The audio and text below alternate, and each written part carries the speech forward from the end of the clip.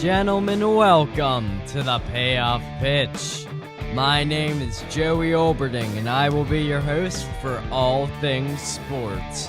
So on this Wednesday, February 13th, 2019, I want to talk about the MLB. Now, it's been kind of a little while since I've actually been on air talking to you all, but the thing is, there's a whole lot of things happening in sports. A lot in basketball, a lot in football, and of course, a lot in baseball. So, I wanted to talk about baseball because right now, spring training is just starting. Pitchers and catchers have just reported. So, I'm very excited to go and talk about my predictions for the MLB season. Now, of course, I'm a huge sports guy, love sports in general, everything about sports, no doubt. But the thing that I really love is baseball, and I love basketball and football too. But baseball is just what really gets me going. It's the first sport I got into. So making predictions for the season is what I absolutely strive to do, and I love it, I really do. So I have predictions for every MLB team, but I won't be covering them all just here today. No, I'm just going to be covering the AL. Not the NL, just the AL, because I have a lot to say about each team. I have the players that I think are going to be good, how they might be able to get into the postseason, even the bad ones, and what really makes them good and what really makes them bad. So I'm going to start from the AL East, AL Central, then AL West. And some of these predictions may be like, okay, yeah, of course. And others may be like, wow, not really sure about that one. So, yeah, a whole lot of stuff here. But we're going to be starting off with kind of a bare bones basic prediction in the AL East. So, this is the way that I predict this season to go down. I think that the Red Sox will finish first. The Yankees will finish second. The Tampa Bay Rays will finish third, the Toronto Blue Jays will finish fourth, and the Baltimore Orioles will finish fifth. This one's very tough because all these teams, except for the Orioles, have really good signs of potential, even the Blue Jays. The Blue Jays are going to be kind of an underrated team this year. They'll be looked past because they play in such a tough division. The AL East, bar the Orioles, is a very tough division. So that's a very, very tough place to even be noted when you're competing with the likes of Boston and New York and, well, Tampa. But Tampa's not really a huge market, but they're also a very good team. So the reason why I have the Red Sox winning ahead of the rival New York Yankees is because the Boston Red Sox have a lot of star power, and the Yankees do too. But what I really like about the Red Sox is they have a lot of youth. The Yankees do too. Very similar the two teams are. But I'll talk more about the Yankees' struggles a little bit with injuries. Yet the Boston Red Sox don't really have that. And the players that I really think are going to be doing great next year and really do have the potential to be great are Mookie Betts, who just won MVP. He's a 3-time All-Star, 3-time Gold Glove winner, 2-time Silver Slugger, and last year he had a 10.9 WAR. Every time I talk about Mookie Betts, it feels like it's just another showing of, oh yeah, Mookie Betts, he's an amazing player. But he really is. He really is shown to be one of the most valuable players in a long time. And it's really quite shocking that when you talk about the best players, you think about Mike Trout, you think about Clayton Kershaw, you think about Bryce Harper, still unsigned, you think about Manny Machado, still unsigned, and you think about all these players, but nobody brings up Mookie Betts. And I'm not really sure why. Because he has really proved himself over the past 4 years as being an absolutely fantastic player. And he should not be looked past as an amazing player.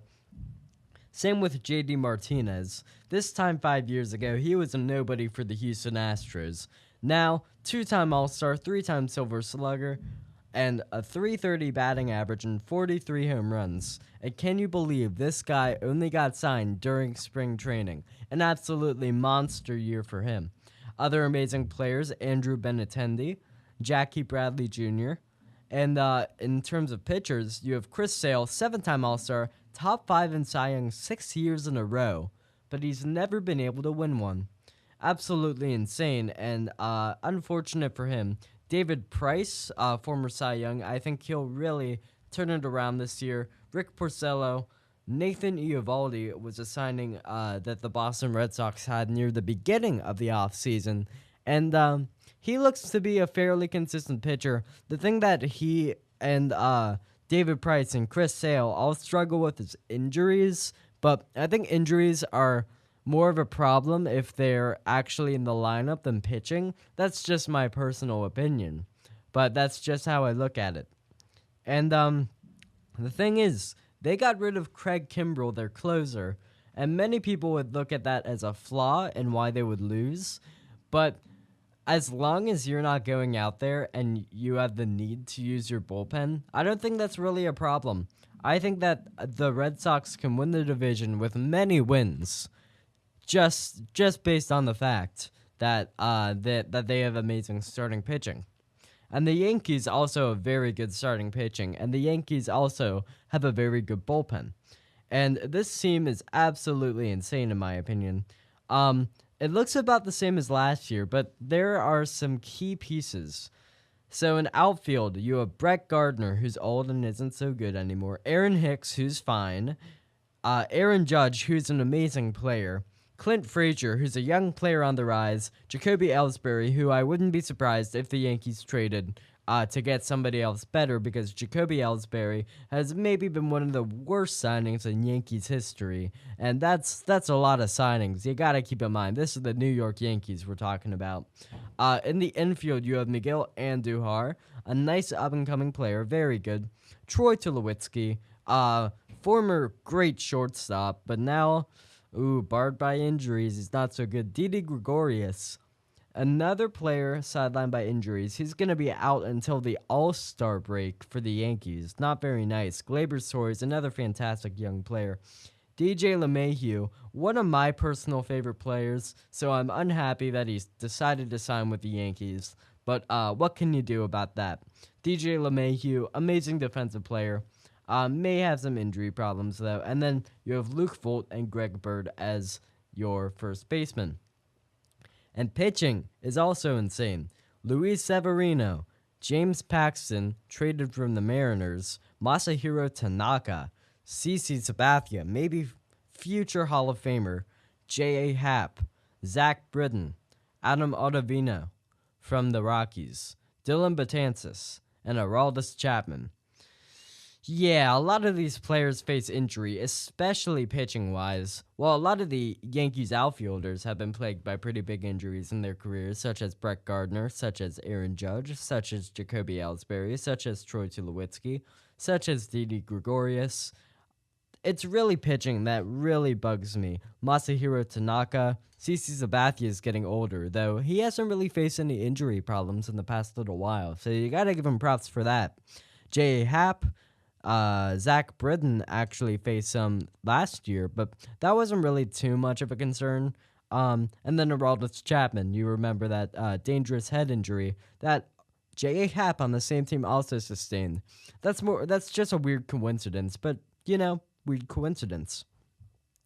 The Tampa Bay Rays are, of course, a very good team, and when I look at their lineup, and when you look at their lineup, you only see one really good player, and that's the Cy Young winner from last year, Blake Snell, who had a 1.89 ERA and a 7.5 WAR. So he was very good.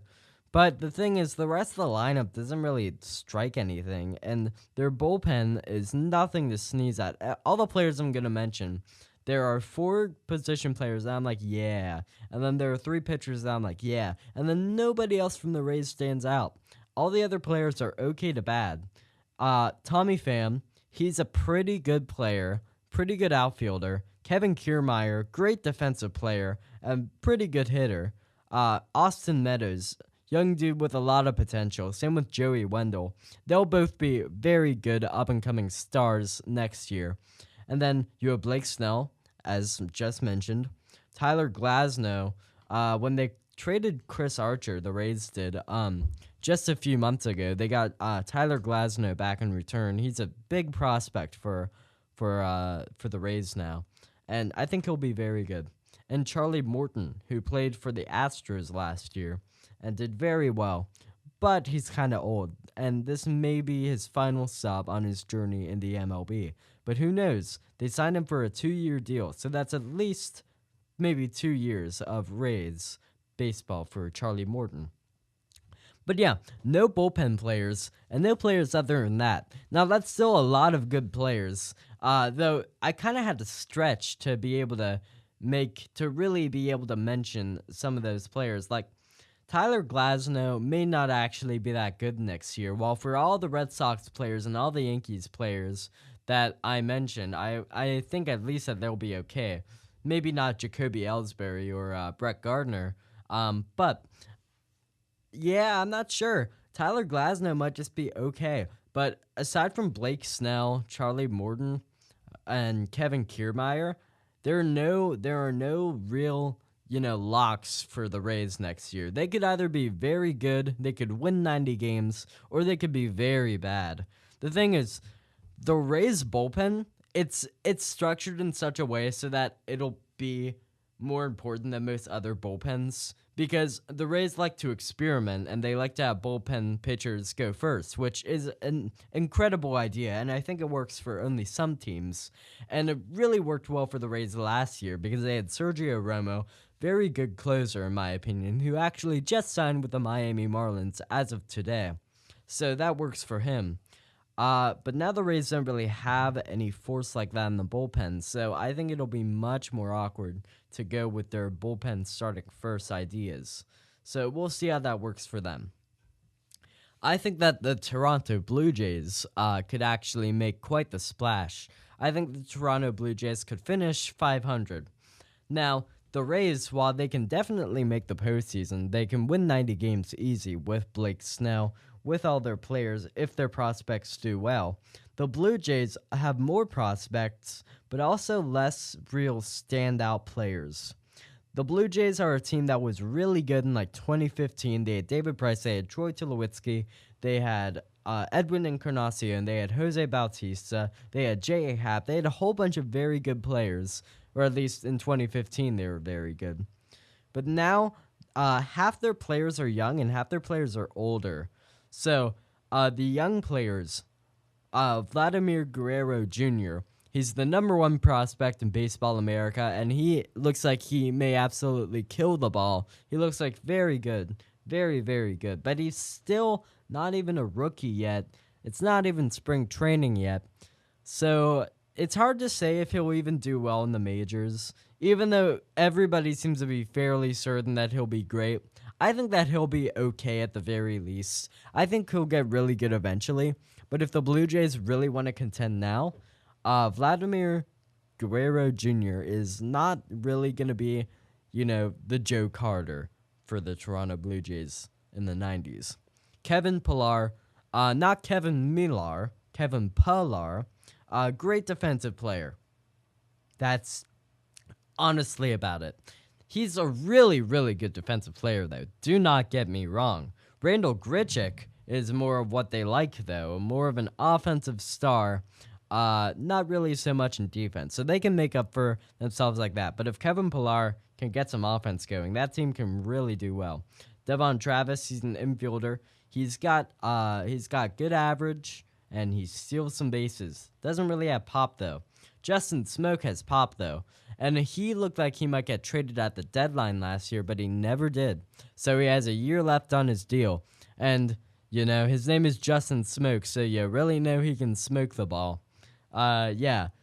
And same with Kendrys Morales. I talked high on him last year in terms of players that I thought would really do well this year. And I may do that again this year. But considering how inaccurate I was last year, I might actually not want to do that. So, yeah, that's very fun. And in terms of pitchers, Marcus Stroman and Aaron Sanchez are kind of their two big guys.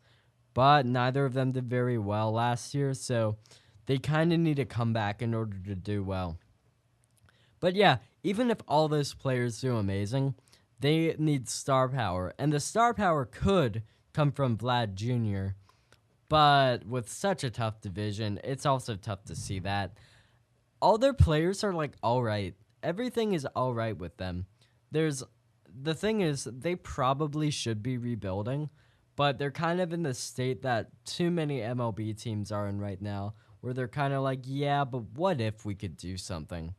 While not really doing anything. So they're kind of in an awkward position. They probably won't get anywhere. And you know who really won't get anywhere? The Orioles. Who boy. The Orioles, first of all, have hardly any recognizable names. Here are a few of the good ones. Jonathan Villar, Mark Trumbo, Dylan Bundy, Andrew Kashner, Alex Cobb. And what holds them back? A lot. Moving on to the AL Central. Yeah, I'm just going to skip right past that. The Orioles, once again, do not have anything going for them. Mark Trumbo was good for like 2 years. Jonathan Villar can steal bases sometimes. Dylan Bundy, Andrew Kashner, and Alex Cobb all have the potential to be pretty alright pitchers. But, yeah. Then going into the AL Central, the Cleveland Indians. The Cleveland Indians, I think, will be the number 1 team, though I'm not necessarily sure about that. The Indians do have a lot of great players, especially pitching-wise, but they don't really have anything else. All their hitters are gone. They have 2 amazing hitters, and they have nothing else. They have Jose Ramirez, who finished 3rd in MVP voting 2 years ago. They have Francisco Lindor, who I'm pretty sure did the same thing this year, if I remember correctly. Then you got Corey Kluber, Carlos Carrasco, Trevor Bauer, Mike Clevenger, Shane Bieber, Dan Otero, Brad Hand. That is a fantastic 7 pitchers. And then their starting rotation is absolutely insane. You can see why Cleveland wanted to trade Corey Kluber, Trevor Bauer, or Carlos Carrasco. It's really just normal. Corey Kluber has won 2 Cy Young Awards. Carlos Carrasco, who, while hasn't won 2 Cy Young Awards, he's still very good. Trevor Bauer, he was an All-Star last year and contending for Cy Young last year. Mike Clevenger and Shane Bieber are both very young, talented pitchers. Dana Terra, solid reliever. Brad Hand, amazing closer. But aside from that, what do the Indians have? Like, I know what you're thinking. Oh, they still look at that rotation. I mean, that's enough. I mean, yeah, of course you'd think that, because when you have 5 amazing pitchers going out there every day, you know, you're going to win a lot of games. And I'm not saying that the Indians aren't, but if, say, Mike Clevenger has a really bad outing and he gives up 6 runs in 3 innings or something like that, how are the Indians going to generate enough offense to come back from that? I think that they won't. I don't think there's a way that they could. Unless they get something else. I mean, they got rid of all their other offensive talent. They got rid of Michael Brantley. They didn't have Edwin Encarnacion anymore. They got Carlos Santana from the Phillies, a player that used to play for him who's washed up. Is that something? They have Jason Kipnis, another washed-up player. They have a bunch of okay players, but nothing to help against, say, a team like the Twins. I still think the Indians are going to win the division. Maybe. I'm not sure, because the Twins look pretty good. You look at the Twins, and they have the opposite problem. They have way too much solid hitting. You have Eddie Rosario, who's just a very fantastic sort of utility man. If you think of a good utility man, the Twins already got rid of their guy, right? He went to the Diamondbacks. But Eddie Rosario is still a very good outfielder, and so is Byron Buxton. Byron Buxton is a young talent, though he was injured last year and didn't do very well last year after a great 2017. So you may think Byron Buxton, oh boy, I don't think he's going to do very well, but he's still very young, so I would not discount him. Mike Kepler, he's a good young player. I'm talking a lot about the prospects here because I legitimately think these guys I'm talking about, even Vlad Jr., could break out and could do very well. Miguel Sano, he's shown that he has a lot of power in the past, though he hasn't really done too well with it. I think he had another bad year last year after a great 2017, which got the Twins into the wild card, if you remember. Jorge Polanco, another nice young talent. Jonathan Scope from the Orioles, was great with them. Went to the Brewers, did badly.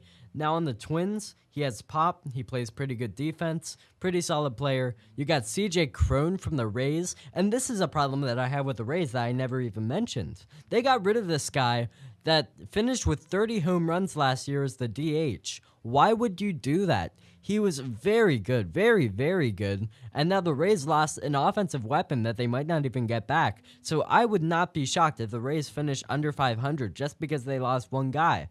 Not because, WAR. His WAR wasn't that high. It wasn't like, 20 wins. That's impossible to believe, even though Mookie Betts had like 11 last year. That's absolutely insane to even think about. But just the fact that you lose an offensive talent that can go out there and play 162 games because he's a DH. Nelson Cruz is another guy that can do that. Of course, he's older and he used steroids like 7 years ago, and that'll keep him out of the Hall of Fame. But if you didn't, he hits 40 home runs a year. So that's a lot of offense. But the pitching, there's nothing there, and that's something that you're going to see with the Athletics later too. There's just no pitching. There's absolutely none. You lose a lot. And I don't know how the Twins got to that point where they didn't have any pitching. Because the Indians, they have all the pitching, but they have none of the offense. So it's a weird, swap. They're like, hey, we're both very good teams in this universe that doesn't exist. Let's just change that. And then here we are. Now, other than those two teams, unfortunately, the AL Central doesn't have much. You have the White Sox. The White Sox are an okay team, but they don't have much. Adam Engel, very fast player, good defensively, like Kevin Pillar. John Jay, kind of the same, but older. Tim Anderson, kind of the same, but a shortstop. Yoan Moncada, he's actually very good. And he has pop, too. Tim Anderson also has pop, though. And he's young, and he hasn't really done too much in the big leagues. He played last year, but didn't do too well. But I think he'll do much better this year. Jose Abreu, the big slugger for the White Sox, he's going to be very good. Yonder Alonso they signed, and I'm a big fan of Yonder Alonso because he's a former Red. So I can say Yonder Alonso is a very underrated player. Even though he got an all-star appearance 2 years ago, nobody's talking about Yonder Alonso because he played for the Indians last year, and now the Indians don't have anybody. And people are still going to talk high in the Indians. Hey, I talked high in the Indians, and I still think that they'll win. But Yonder Alonso, he'll do better than most think. Ivan Nova, good pitcher for the Pirates last year. Carlos Rondon, Nate Jones, Kevin Herrera, all pretty solid players. Those are solid players. All the other players are, they're okay. That's not what you need. What holds them back is no star. Even if Jose Abreu and or Yonder Alonso actually absolutely go off, then what you have Ivan Nova as your ace. It's not easy. If Machado signs with the White Sox, that means that the White Sox have a shot at the wild card, realistically. Just because even though the AL has a lot of solid teams, and they do have a lot of solid teams. You basically have the Red Sox or Yankees a lot as the first wild card because they're both going to be there. But if the Rays do poorly, if the Twins don't do as well as I'm expecting them to because of the lack of pitching, the White Sox have a shot. And we haven't even talked about the A's or the Angels or any other team, the Mariners. We haven't even talked about how they could slip. But yeah, White Sox, not looking too good. Speaking of not looking too good, the Royals, ooh boy. They have two really good young players. And Salvador Perez. I'm not about to trash Salvador Perez, okay? He's one of the best defensive catchers of our generation. You gotta realize that. He's on the level of Buster Posey. He's on the level of I don't know who else. Because Buster Posey's kind of the top one there, But just in the past, probably 10 years in the prime of their career, maybe 5, in that time slot, Salvador Perez is one of the best, and he still is. But the guys that you want to look at, Whit Merrifield, he's actually not as young as I just said. He's 30 years old and just signed a contract extension. But the real young guy is Adalberto Mondesi. He's a young man, young shortstop, I believe. And he just, in the minors, I believe he hit .336 and hit 12 home runs and stole 20 stolen bases. So that's very good for the majors. And that's a guy that the Royals really are going to be looking over. And yeah, that's just something that you need, you know? And all three are quite good, but nobody else is there, and the Royals can't do anything with that. Even if all three of those players do amazing next year, they don't have any pitching. So it's just the same situation. The Tigers. Tigers are like the Orioles, or maybe the Blue Jays, depending on how you look at it, where they have some young pieces, but a lot of old pieces too. Nick Castellanos, young-ish player. He's turning 27, so he's kind of in the prime of his career. Jose Candelario, he was doing really well in the first half of 2018. That kind of dropped off. Miguel Cabrera, everybody knows him, future Hall of Famer. And then the pitchers are pretty good. Those are the three position players, and it's really just Castellanos and Cabrera there. Candelario isn't actually that good. He's shown potential, though. Matthew Boyd, Michael Fulmer, Jordan Zimmerman, who's injured right now, Tyson Ross, Matt Moore. That is the starting five. That's the pitchers. And that's good. That's a good rotation, especially if all of them play to their fullest potential. Matthew Boyd's potential is quite good. Michael Fulmer's is Rookie of the Year. Jordan Zimmerman is All-Star. Tyson Ross, All-Star. Matt Moore, All-Star. And then Shane Green at the back end of the rotation at closer, All-Star. So yeah, the rotation's sneaky good, but they don't have any offense to back it up. Miguel Cabrera is too old to really help anybody else, so that's kind of tough for them. I feel bad for them because they don't really have anything to do there. Nick Castellanos is their guy. And even still, he's like a 20-homer guy, maybe 270 average, and he's just entering the prime of his career. So, he might get better this year. He may even win MVP. He won't probably, in my opinion, but say he does. Then what? Do the Tigers magically make the postseason? Probably not. I mean, that's just how it is. They need other people, even though their rotation's very good. Now, the Astros. The Astros are good. They are. They got Michael Brantley from the Indians, George Springer, Josh Reddick, Alex Bregman. Here, actually, wait, no. Before I go on, I'm going to name a possible MVP candidate each time we go over one. Michael Brantley, George Springer, that's one. Josh Reddick, Alex Bregman, that's two.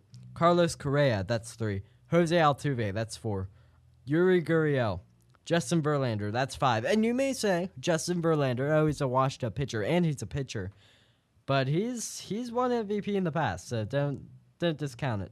Garrett Cole, that's six. He's just as good. And Wade Miley. The Astros don't have any weaknesses. They have everything locked down. That's just the very good players, in my opinion. Maybe not Josh Reddick, but other than that, those players are all very good. They will all be very good next year.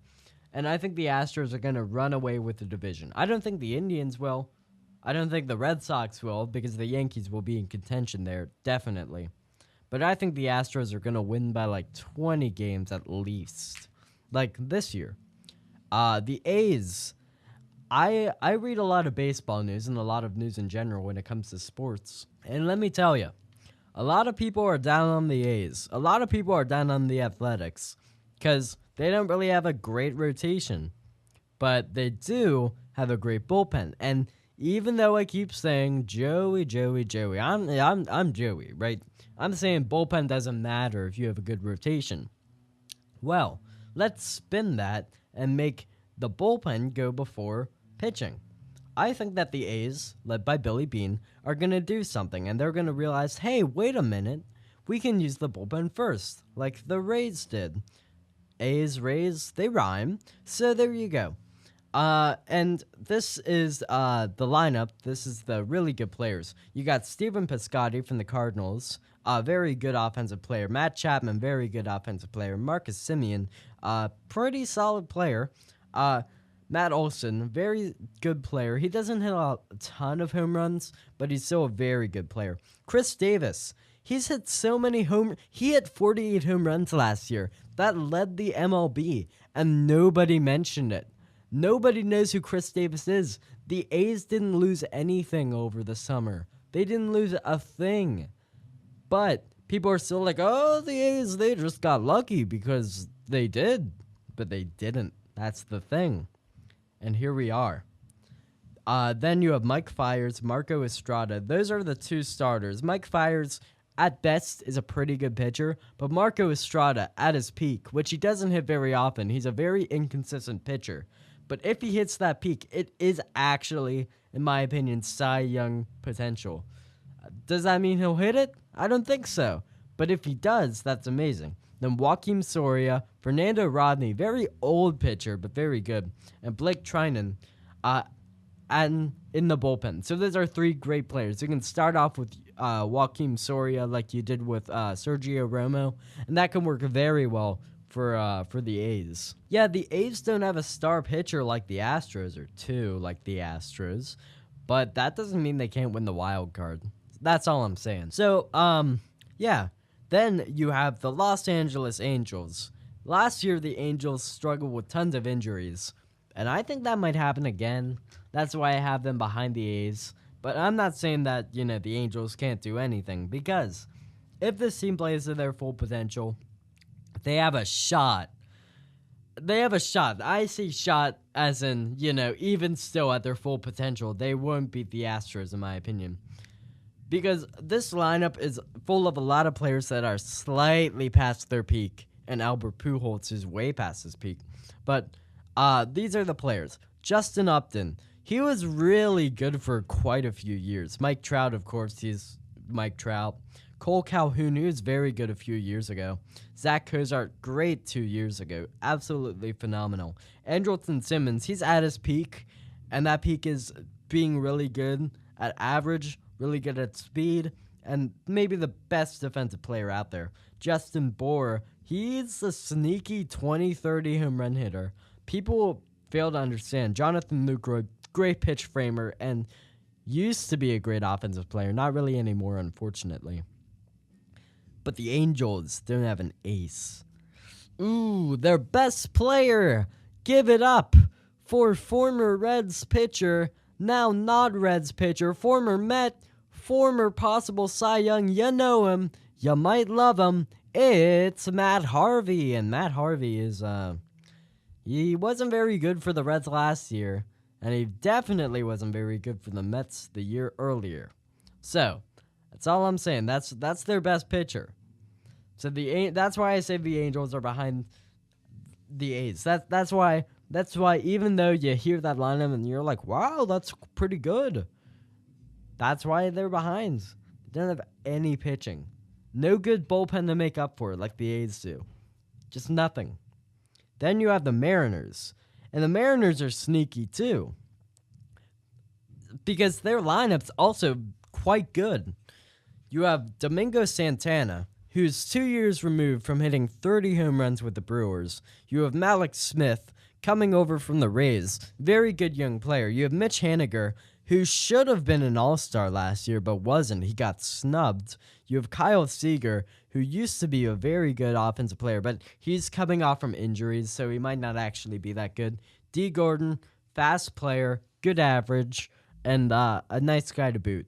Jay Bruce, former Red, of course, still got pop. Speaking of still got pop, Edwin Encarnacion, he blasted over 30 home runs last year. He'll be a great DH. But as is with the Angels, the Mariners have no pitching. Their closer's pretty good. That's it. Oh, wait, they traded their closer. Well, at least they have Robinson Cano. They traded him, too. Yeah, the Mariners were making moves at the winter meetings, I guess. Because, woo, that's it. If the Mariners play to their full potential, they can also win a wild card spot like the Angels, like the A's. But without any pitching, they can't do that. The Rangers are in a similar situation, and they're at the very bottom of the division. All these players can be great if they play to their full potential. Joey Gallo is the hardest hitting man I've ever seen. That man slugs a baseball like it is a wiffle ball. And I'm not just saying that, oh yeah, no, he actually hits a baseball like he hits a wiffle ball. He hits it so far, you'd think that it was just a little piece of plastic that he was like, oh, I'm going to see how hard I can hit it. Whoa, there it goes, 400 feet, wow. Nick Maraza, young player, good player, very good. For the past 2 years with the Rangers, he's been sneaky good. Elvis Andrus, for the past 10 years as a Ranger, he's been good. And he can continue to be good. He's fast. He has a good average. Rougned Odor, he can hit a baseball as hard as he can hit Jose Bautista's face. Sin-Soo Choo, he's a very good hitter. All these players are good hitters. They can propel themselves to a wild card if they add pitching. Their best pitcher is Mike Minor. The last great year that he had was 2013 with the Atlanta Braves. And then after that, it's been injuries and troubles, and I feel bad for the dude. He's not bad. He's not a bad pitcher at all, but he's just struggled, and I feel bad for him. It holds them back. And all I want to say is my prediction is that the Red Sox win. The Indians win barely. I can see the Twins winning. I really can. Then you see the Astros winning by a landslide. Then the wild card spots, you got the Yankees, and then it gets confusing, right? Because you got like 5 teams. You could have the Twins, you could have the Rays, you could have the A's, you could have the Angels, you could have the Mariners. That's 5 teams. I'm gonna chop off the Mariners right there because they don't have any pitching. Same with the Angels, no pitching at all. And then you still got 3 teams, one for each division. You got the Rays, you got the Twins, and you got the A's. And I know, it's just very, very confusing, right? In terms of that, the Rays have pitching still. Their bullpen isn't great, but they do have good starting pitching. And I think that that'll be better than the A's because the A's don't really have great normal starting pitching. So that is between the Rays and the Twins. And see, the Rays have more overall, but they compete in the AL East, so I think that the Twins will do better because the Twins face off against more bad teams over the course of the year. So I think in the wild card round, it would have to be the Yankees and the Twins, much like how it was 2 years ago. And who would win that? Well, much like the first time around, I think the Yankees would win. And then, in the Indians, the Astros, the Red Sox, and the Yankees, who would come out on top? Well, I'm not sure how the seeds would be ordered. But overall, I think the Astros would come out on top because the Red Sox still lost Craig Kimbrell. That's still a big deal.